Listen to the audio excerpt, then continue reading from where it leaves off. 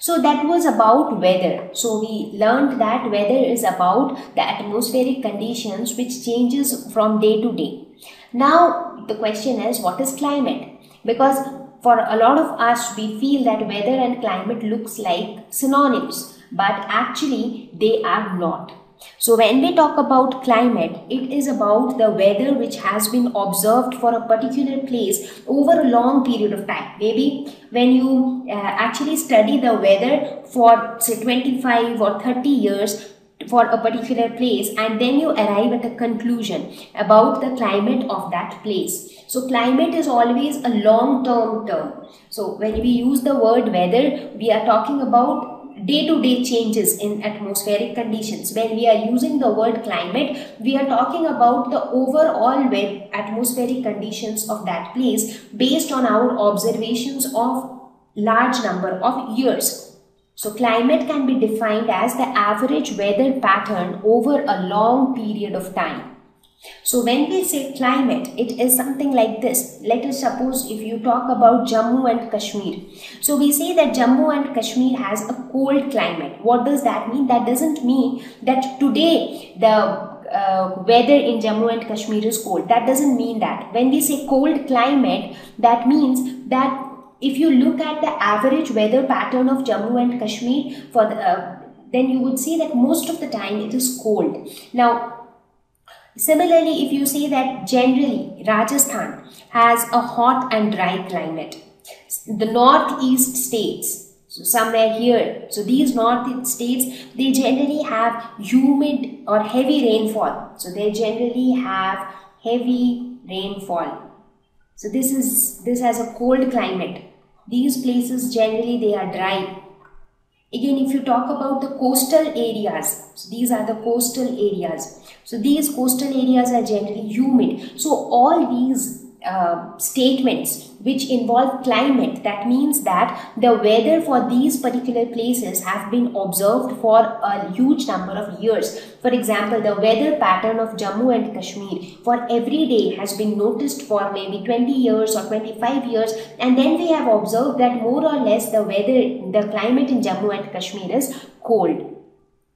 So how do we arrive at this conclusion on climate? So what is done actually is, for every location, for example, Jammu and Kashmir, Rajasthan, northeast states, so for every location, we prepare a chart for their weather. So to see how the weather changes from time to time. So for every month, like how was the weather during January, how was the weather during February, March, and so on.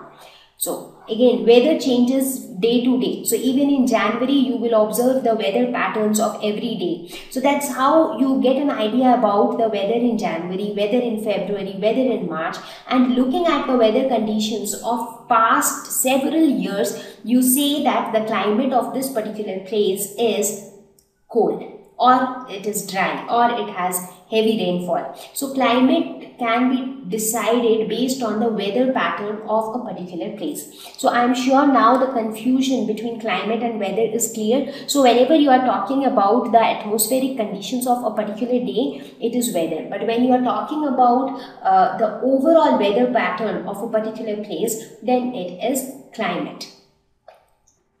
So now that we have been talking about weather and climate, we learned that the atmospheric conditions of different places are very much different from each other. So if you compare in India itself, if you try to compare the climate of Jammu and Kashmir with the climate of say Rajasthan, they are very different from each other. Now, how does this affect the living organisms which are living in that particular area? So a particular set of organisms which are good enough to live in extreme cold conditions, only they will be able to stay in cold places. Similarly, those animals which can adapt to hot areas, they can only stay in hot places. So this is what we are going to learn in adaptation, that how different living organisms adapt or adjust to different environments for their survival. So let us take the example of this polar bear. So this bear, they have thick fur on their body. So why do they have thick fur? So that they can survive in extremely cold climate, because fur provides warmth to the body. So the fur provides warmth to the body. So therefore they can very well survive in cold. Now let's suppose you take this polar bear and ask them to live in Rajasthan, where the climate is very hot, dry, and they tend to feel hot every time. So will they be able to survive? No, because they have their natural fur on their body. It is not a furry sweater that they can open it. So with this fur, their body will have too much of heat, so they will not be able to survive in extremely hot areas. On the other hand, if you look at this camel, so camel are perfect to survive in dry regions. Why? Because these camel, they can live without water for a large number of days. And why is that possible? Why can they live without water for many days? That's because they can take in water in a very huge amount. For example, in case of human beings, we all tend to feel thirsty over a couple of hours. Maybe when you talk more, you tend to feel thirsty even quickly. So within few hours, you need some water to drink. But in case of camels, when they drink water, they can actually drink it in very, very large amount, and then they can store it for their future use. So therefore, they can live without needing any water for many days, maybe up to 14 or 15 days. And again, when they take water, they will compensate for all the previous fluid losses, and they will take a lot of water. Also, these camel, they are, for their adaptation, they have this hump, and this hump is used to store food. So now it also helps them to travel in their feet. That is also well adapted to walk on sand. So you see, it is like camel is facilitated with all properties which help them to survive in desert areas, whereas polar bear is facilitated with all those properties which help them to survive in the polar regions, where it is extremely cold, where it is always covered with ice. So in a very similar way, different organisms are adapted in different ways so that they can live in specific locations. So adaptation refers to the features and habits of organisms to better suit to an environment. Now, when we say adjustments or adaptation, it is not only about the physical appearance or the physical features, it is also about the behavior of that organism or the habits of that organism, which helps them to suitably live in a particular environment. So now we will spend some time looking at the adaptation of various animals which are living in different types of climatic conditions. So let us first talk about the polar bear. Now, many of us might have not seen polar bear in reality, but we all have seen the teddy bears. So those teddy bears have been created keeping in mind these polar bears. So these polar bears, they are generally found in the extremely cold polar regions. Now, do you have an idea about the polar regions? Which are the polar region? Now, when you look at the Earth, so Earth, as I said, the entire Earth is like a sphere which is little tapered towards both the ends. So here comes the line which runs through the center, that is the equator. So this is called the equator, and these are the two extreme poles. So this part is the North Pole and this part is the South Poles. So these two extreme parts of the sphere are extremely cold. They are very, very cold. In fact, they are covered with snow throughout the year. Okay, so these are the polar regions basically. So these polar bears, they are called polar bears because they are found in the polar regions. Now we will see what are the special features which are provided to these polar bears so that they can survive in such extreme cold climate. So they have thick fur. Now fur provides warmth to the body. In fact, many of us during winter season, we wear jackets made up of fur. Why? Because fur can provide us warmth. So this fur provides warmth, white in color. Now how does the white color help? Now, since these regions are completely covered with snow, so if the polar bears are also white in color, so they kind of mixed with the white color of the background. That way they can protect themselves from predators, so that nobody else comes and catches them or kill them. So as a kind of protection for themselves, their white color help them to stay in these polar regions which are covered with white snow. And at the same time, not only for protection, it also helps them to catch their prey. Now if they want to eat catch some other animal and eat it, so if they are hidden in the white snow, that other animal will not be able to recognize their presence. They will not be able to see them. So it will become easier for the polar bears to catch their prey. Fat layer under the skin. Now fat, what does fat do? Fat provides insulation to the body.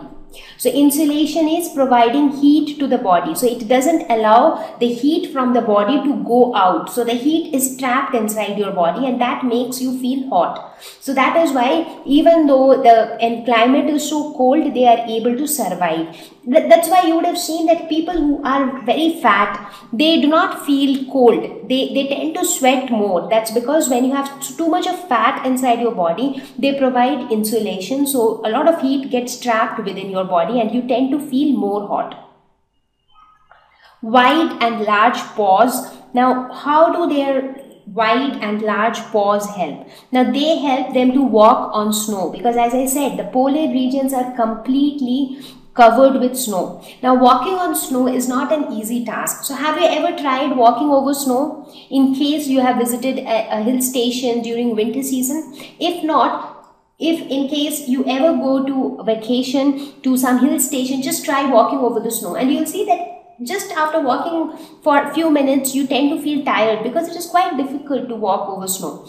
But these animals, since they live in these kind of regions which are always covered with snow, so their paws are quite wide, because of which it gives a better grip for them, and it helps them to walk over snow. And in fact, these paws also help them to swim during summer season. So even during summer, it is quite cold in the polar regions. So their body, due to the presence of fur and the fat layer, their body might get overheated. So to prevent any kind of overheating, they often go for swimming. So how do they swim? So these paws, the wide and large paws, help them to swim also during summers.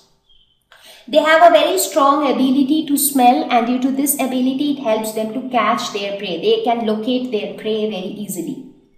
Small ears. Have you noticed the ears of these polar bears? They have very small ears, you know. So how does that help? So small ears reduce heat loss, because if you have very big ears, the loss of heat from those ear openings will also be more. Now, in such cold regions, you really do not want a lot of heat to be lost from the body. So they have been given small ears. Sharp teeth. Now, their sharp teeth help them to catch prey and eat them. So in biting and chewing, it helps them. So that's how these are some of the important adaptations due to which polar bear are able to survive in the polar regions, which are extremely cold, comfortably. So let us look at another adaptation of the polar regions, that is the adaptation of penguins. I am sure all of you know what is a penguin. I mean, how a penguin looks like. So it's a bird, and it looks somewhat like this, as you can see on the screen. And you do not see penguins in our surroundings. At least in India, we do not see penguins. But again, they are present in such extreme cold regions. Now, you look at the body of polar bear. The way the body is, the way they have so much of fat inside their body, they have so much of thick fur. So it is very difficult for these animals to survive in hot areas. So in penguins, they also have thick fatty skin, and due to the presence of this fat, it provides warmth to their body. So it keeps their body temperature quite high. They are also white in color. The same reason, white color will mix with the white background, which is the color of the snow, and that's how it will help them to catch their prey and also protect themselves from their predators, so that nobody can catch them. They prefer to stay in groups. Now, if you ever get a chance to visit a polar region, or if you have ever seen these kind of penguins in your TV, mostly in Discovery Channel and all, many times they show different types of animals. So you will always observe that these penguins, they always stay in groups, a lot of penguins together. You know why? Because if a lot of penguins are there together, it provides warmth. I'll give you a simple example. Have you ever noticed that if there are just 10 people inside a big bus, you really do not feel that hot, or you really do not feel very congested. But if inside the same bus, instead of 10 people, there are 50 people, what happens? Every human being is radiating some amount of heat. Some amount of heat is generated from everyone's body. Now, when there are 50 people instead of 10, a lot of heat gets produced, and therefore you tend to feel hot inside that bus. So the same thing holds true in this case also. When they stay in groups, it generates heat, and that's why it helps them to stay warm. Webbed feet. If you have ever observed the feet of penguin, so it is like how the ducks, for ducks also they have webbed feet, where the fingers are not separated from each other, they are like kind of joined to each other. That is called a webbed feet, and these webbed feet help them to swim with a lot of power, because for swimming also you need some special features. So that's how they swim, with their webbed feet. Streamlined body. Again, streamlined body help them to reduce the resistance of the water while swimming, and therefore they can swim comfortably.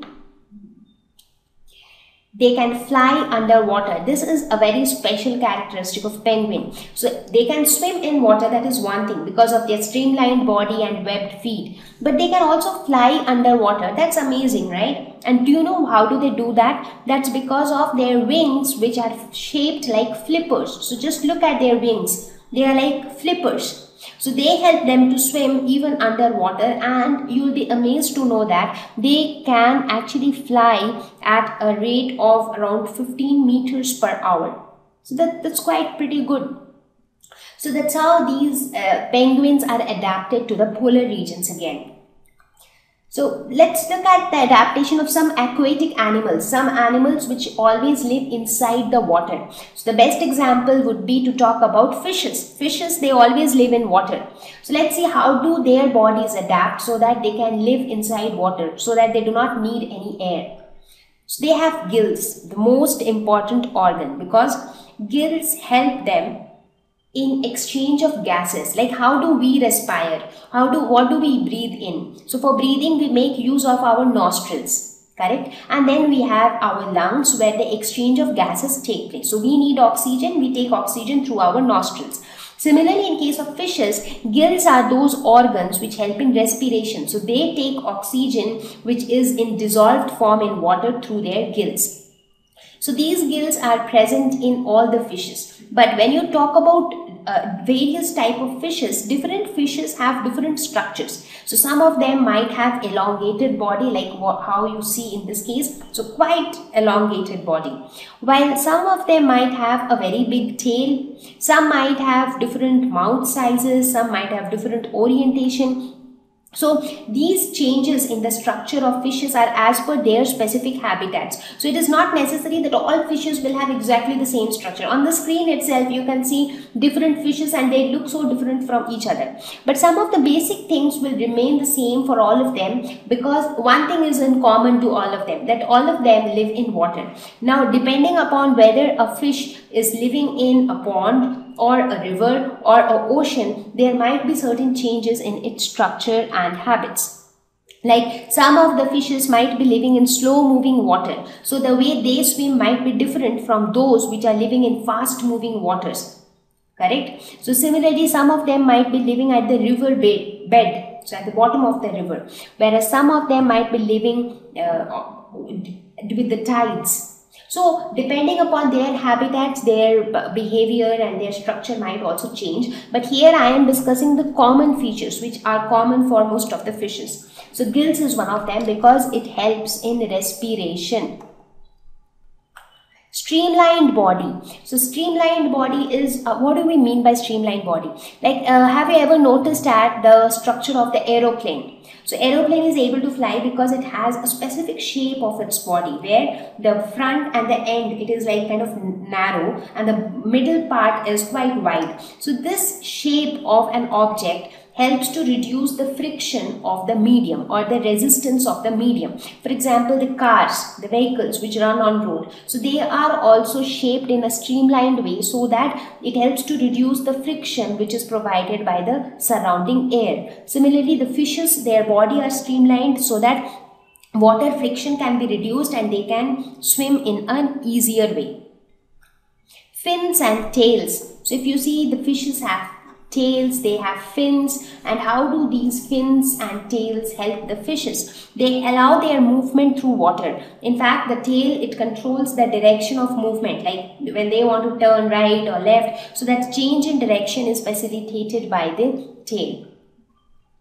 They are very fast swimmers, and being fast swimmers, it helps them to catch their prey. So what do they eat?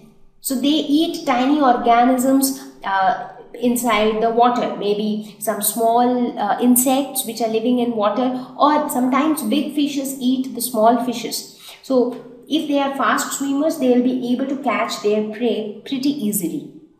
So the one most important thing in case of fishes are the gills, fins, tails, because all these parts are present in fishes but they are not present in other organisms because they need to live in water. So they need to breathe underwater. So they need something to substitute the lungs which are present in human beings. Correct? They need to swim through water. So they need something to reduce the resistance of water so that they can swim smoothly. So these are some of the adaptation of fishes.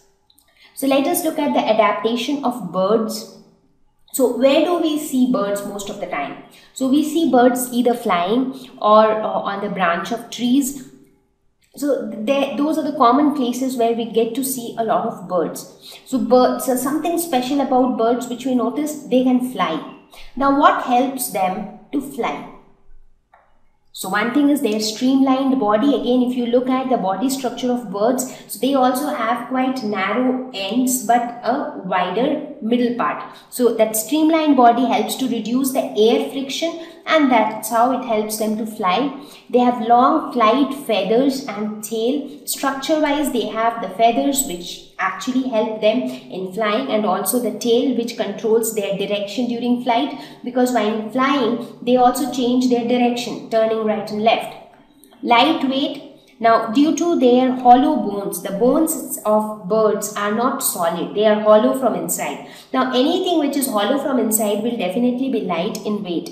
Now since they have light weight, therefore it is easier for them to move from one place to another. So that also helps them to fly from one place to another.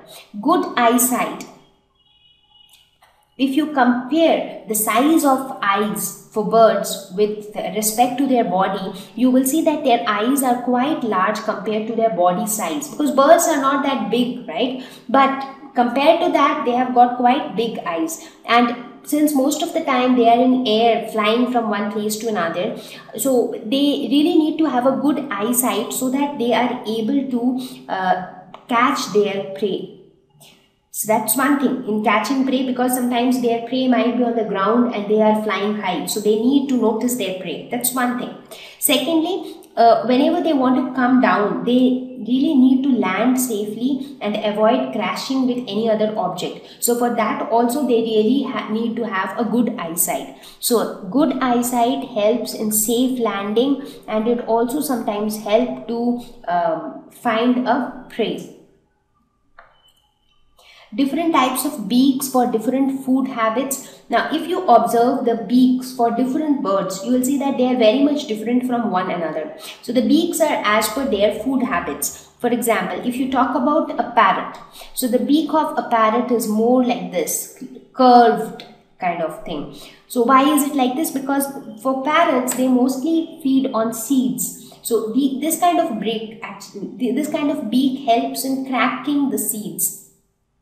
Again, you talk about birds like duck. So in case of duck, you will see that they have got a flat beak with a tiny hole in it. Why? Because since they spend a lot of time in water, so this tiny hole will actually help in filtering whatever they are eating, because they are going to eat something picking it up from water or muddy areas near water. Again, if you talk about eagle, so eagle, they have a very strong beak, and that is used for tearing meat, because eagles feed on other dead animals. And woodpeckers, so if you look at woodpeckers, they have a very long beak. So if you compare their beak compared to their body size, it is like very big. So this beak helps in drilling holes. That is why woodpeckers are famous for. Woodpecker, because they drill holes in the wood. So they are popular for drilling holes, and their beak helps in drilling holes. A lot of other birds with smaller beaks, they help them to eat grains or small insects. So a lot of birds like sparrows, they have smaller beak.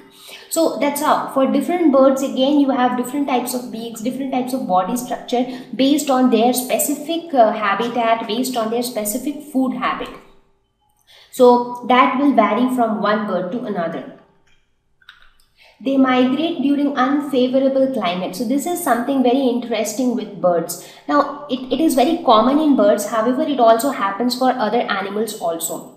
Now birds, what do they do is, now whenever the environment or the climate becomes unfavorable at a particular place, so they, in a group, they migrate from that place and go to some other place to spend that, to pass that unfavorable time. For example, let us say they are living in a particular region, and when winter sets in, that is when the temperature is going to be very, very cold, it becomes very difficult for the birds to manage winters. So what do? They migrate to regions which are comparatively warmer. So they all will move together in groups, and in fact they can even travel thousands of kilometers. They can even travel 15,000-16,000 kilometers to escape extreme climates. And again, when the favorable conditions return back, they come back to the same place. Now, one interesting thing that you might be thinking is, how do these birds get to know where exactly to go? So these birds, they also have got some kind of sense within them which tells them that which side will have which type of weather. Now, as they keep moving from one place to another, they can also gauge, looking at the change in climatic conditions, they can gauge where the weather would be suitable for them. Now, not only birds, but it is also, this kind of migration is also seen in other animals like fishes, insects, mammals. So all of them migrate, but the concept of migration is more popular with birds. So that is why in some regions, sometimes in certain seasons, you will see some new types of birds which might have migrated from some other place.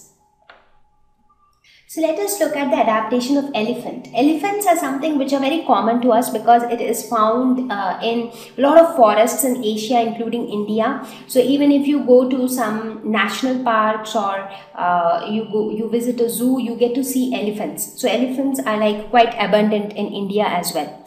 So where do you see elephants? So they generally survive in the wild, in forest areas, mostly in hot and humid climate, because Asia or India is primarily it has a hot climate. So we do have winter season, but otherwise normally on an average it is a hot climate. So what are the various body parts? How are the different parts adjusted to the surroundings where they live? So they live in forested areas, or you can say wild.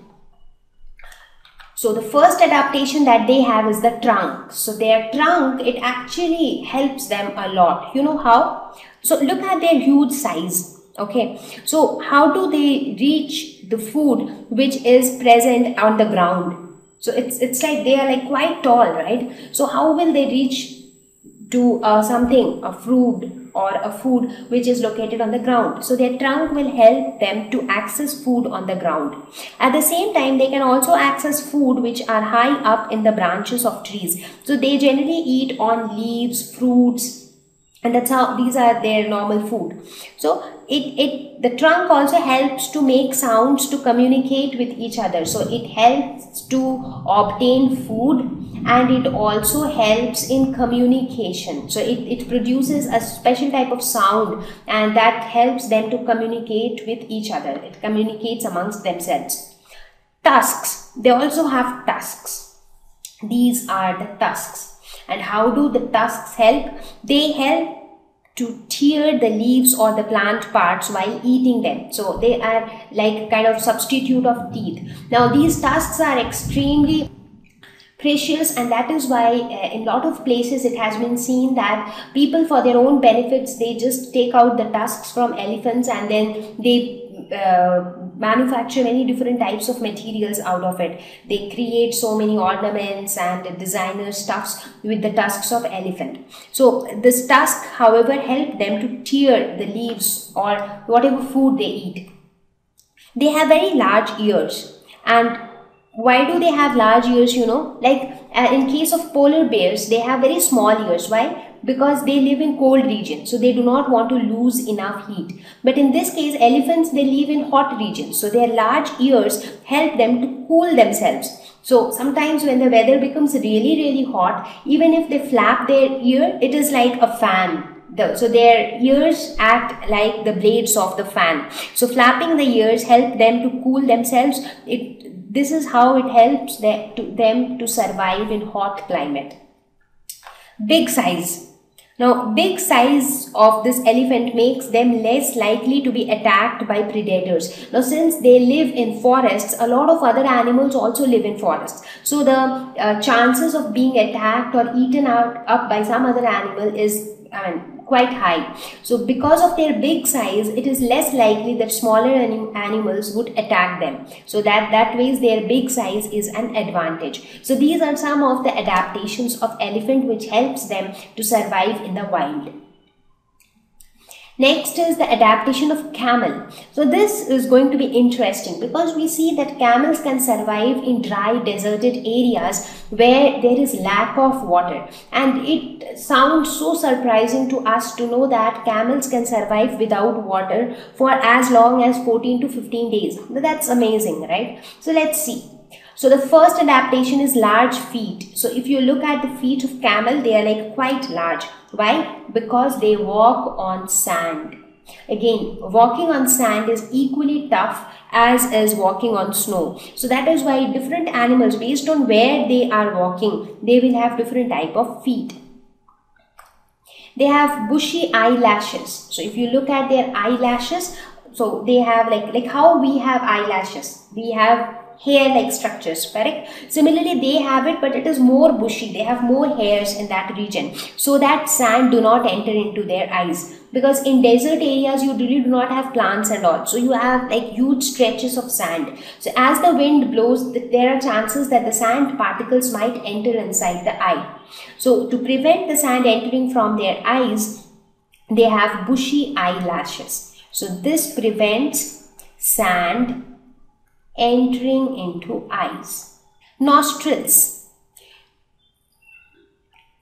So if you closely observe the nostrils of camels, you'll see that there is a lining of hair which prevents the entry of sand. Because as I said, now since it is sand all over, as wind blows, there are chances that sand particles might enter inside the eyes or inside the nose. So that is why everywhere a lot of protection has been provided. So camels can even close their nostrils fully to prevent the entry of sands. So that's how their nostrils help prevent entry of sand. They have a hump, and this hump does an excellent job. It is used for storage of food. So it is used basically for storage. Now whenever there is scarcity of food, fat is metabolized to provide energy. So basically the hump stores energy without insulating the body, because it is living in desert areas which are hot and dry. So it should not cause insulation. So that is why fat is present here in the hump in the form of fat tissues which can act as a source of energy, but at the same time they do not provide any warmth to the body. So this fat tissues in the hump is only used for providing energy when needed, because for camels, they might not get water, they might not get food for many days, because deserts are like deserted. So you do not see a lot of plants, you do not see a lot of animals, so there is scarcity of food and water. So camels can adjust with that. So they can conserve water. They can drink up to 46 liters of water at one time. Can you just beat that? Can you imagine that? Moreover, in case of camels, their urine is very much concentrated. So the loss of water through urine is also less. There is no sweating in their body. So there is no loss of water through sweat. So these are the various ways by which camels can conserve water. So they do not sweat. They have a very concentrated urine. They drink lot of water at one time. Drink lot of water at one time. So because of all this, they can conserve water, they can live without water for many days. They have a thick coat, and this coat provides warmth during cold desert nights. Now the speciality of desert areas is that the days are very hot and dry, but the nights are extremely cold. So they need to have something which will provide warmth at night. So for that purpose, they have a thick coat on their body, and this also helps, this coat helps the camel to sweat less. So that ways it can help to conserve water. So it conserves water, it helps in conserving water, and it provides warmth at night. So it's like a multi-purpose coat. Let's look at another animal, that is beard ape. So have you ever seen a beard ape? So it's called a beard ape because actually it's an ape, but it has got huge beard. So if you look at it, you see so much of hair all over head and covering the entire face. So that is why they have been named as beard ape. And where do you see them? They are again seen mostly in forests. Now some of their adaptations are, they are very good climbers. Most of the time you see them on trees. So because they feed on fruits, leaves, flowers, etc. and they are all available on trees. So they are so good climbers that they can climb up on the trees and obtain its food, and they spend most of their lifetime on trees. So as you can see, they have very lightweight. So due to lightweight, it becomes easier for them to climb. So just think of this example. So somebody who is very fat and obese, will he be able to climb a tree easily? Or somebody who is like lean and thin and maybe a child will be able to climb it easily? Obviously a small child will be able to climb it easily because of its lighter weight. So the same holds true for this beard ape. Because of their light weight, it becomes easier for them to climb the trees. They have a long tail, which again helps in their movements. They have a small size, so small size and lightweight, they together help them to be good climbers. They are called beard ape because of their silvery white hair which surrounds their head from cheeks down the chin. So everywhere you see this beard. So this silvery white beard, because of this they have been named as beard ape. Monkeys, very commonly seen in the forests, in the zoos, in national parks, wildlife sanctuaries, and again these monkeys are also great climbers. So they can also climb trees, they can jump and hop from one place to another. And let's see what are the adaptations. They have a prehensile tail. So what do we mean by a prehensile tail? So this tail can be used just like a third hand. That is called a prehensile. So basically it's like having a third hand. We all have two hands. It has got three hands. So the tail helps the monkey to climb. It also helps to hang from branches, like as you can see here. So now how it is hanging from the branches, this can be done with its tail also. So the tail can also hold objects. So it is just like having a third hand. So it is almost like a third hand for the monkeys. Opposable thumb. So if you look at their thumbs, they can be folded in both the directions. Like for human beings, our thumbs can fold only in like one direction, but for them it can fold in both directions, and therefore it becomes easy to retrieve food and to climb trees. They are excellent climbers because of all these features. They live in groups in order to protect themselves from other predators, because normally they are found in forests and where a lot of other animals also live. Now, being smaller in size, being not so powerful, they prefer to be in groups, because if some 40-50 monkeys are together, a predator will not feel like attacking a bunch of monkeys, right? So that way, staying in groups provide them protection against predators. Let's talk about another animal, that is the red-eyed frog. So this red-eyed frog, they are a special type of frog which have got noticeably red eyes.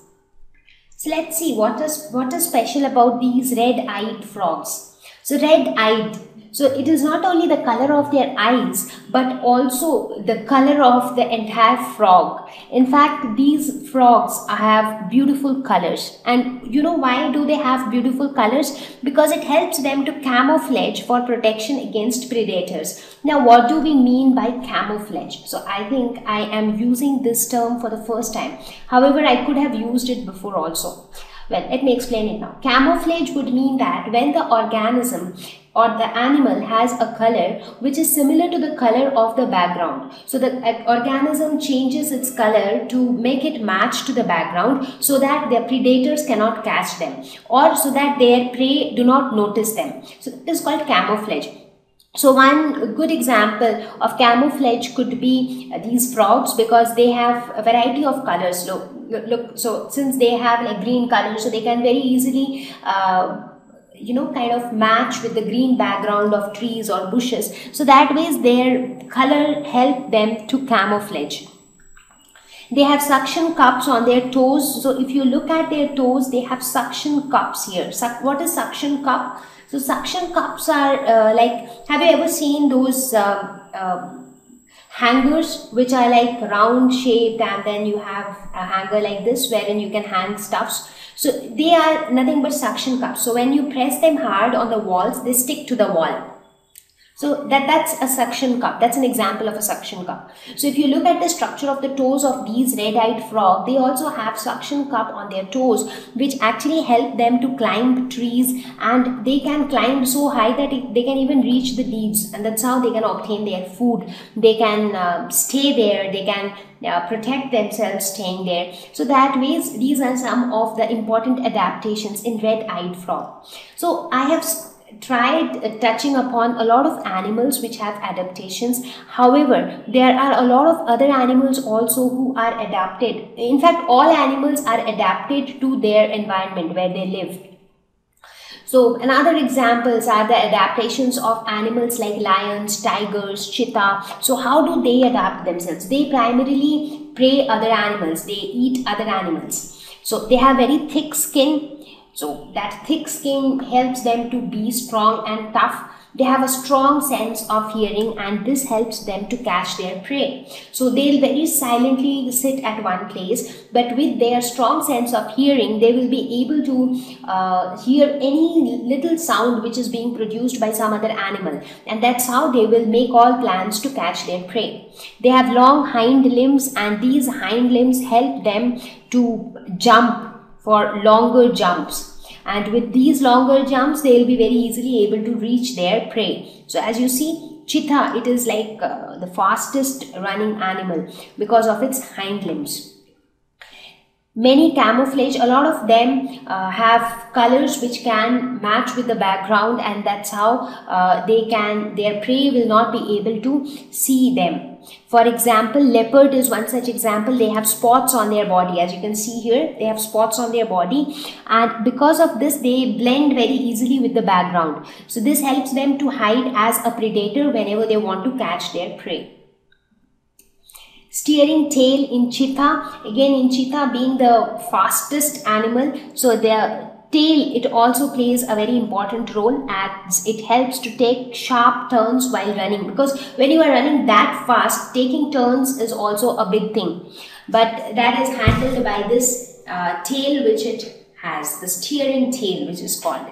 So these are some of the adaptations of these big animals like lions and tigers.